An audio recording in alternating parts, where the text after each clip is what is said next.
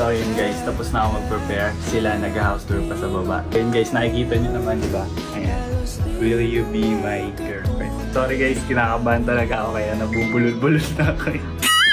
Sino pa makuunang room? Sa'yo or sa akin? Sa'yo na lang. Sa akin na lang. Sino miss unahin natin yung kwarto ko? Will you be my girlfriend?